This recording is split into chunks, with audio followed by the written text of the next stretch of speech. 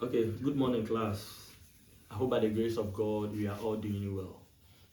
I'm in a person of Ebenezer Boateng, and then I am your new facilitator to take you through social studies. So, class, before we start today's lesson, I want us to look at something.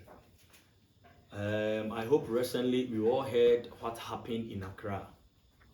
There was a heavy rainfall in Accra, and then when you watch some of the videos, it is very, very, very sad. What happened is very, very sad because people lost a lot of properties, even to the point that people even lose their lives. So class, this brings us to today's lesson: flooding.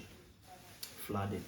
Flooding is a very simple topic, but it is very interesting. So let's begin. So at the end of today's lesson, the learner should be able to explain the meaning of flooding, the causes of flooding, that is what brings flooding, and then the effect, that is what affects the lives of man whenever there is flooding, and then lastly we will talk about the prevention of flooding, how we will be able to prevent flooding so that the lives of people will be comfortable in the environment that they live. So let's begin with the meaning of flooding. So what is flooding? Flooding is a natural disaster that happens when a large amount of water covers land that is usually dry. So in simple terms, flooding occurs when there is a heavy rainfall or when there is a water flow on the dry ground. So recently, as I said, what happened in Accra, the flooding occurred when there was a heavy rainfall. A friend of mine called me and he said, "Bro, it has rained from midnight and it's like 2 p.m. or so. It is still raining." He has been indoors from morning till that time. So flooding simply means a heavy rainfall on a dry ground. So let's move on to the causes of flooding. So there are a lot of causes of flooding.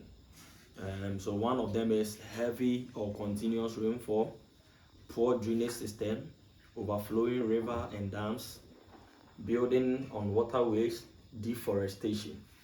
That is cutting down trees without replacing them.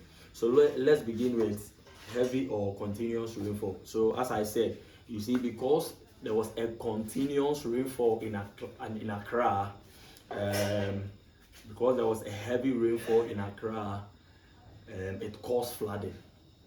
So whenever there is a heavy rainfall, it is likely for the people living in that particular jurisdiction to experience flooding. Why? Because even the way we have built our houses, the layout is very poor. So one of the things that cause flooding is heavy rainfall.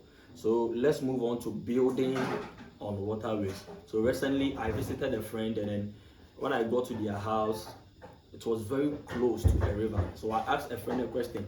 So when it rains, don't you have any problem? He said, my brother, it causes a lot of problem. When it rains very heavily, the water just run through their house and destroy a lot of things.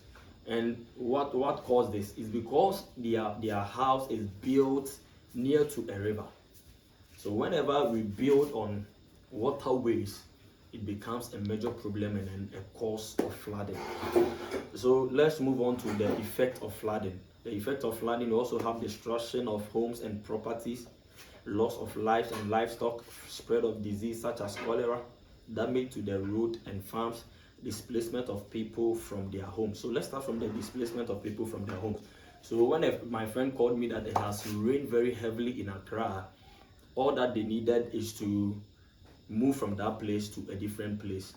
So one of the effects of flooding is whenever it rains very heavily, it destroys property. So they need to move from where they are to a different location.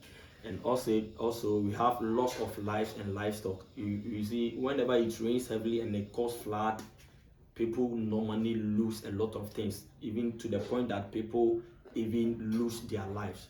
So it becomes a major problem and an effect of flooding. So let's quickly, because of time, let's quickly move to prevention of flooding. So one of them is proper disposal of waste, building good drainage system, planting trees to reduce water runoff, avoiding building in flood-prone areas, regular cleaning of gutters and drains. So when we talk about, let's talk about the regular cleaning of gutters and drains. So we have to, you see the gutters around us, we have to always make it clean so that whenever it rains heavily, there will be a space for the water to flow so that it wouldn't cause flooding. And then building good drainage systems, that one too we should put into consideration. Thank you very much.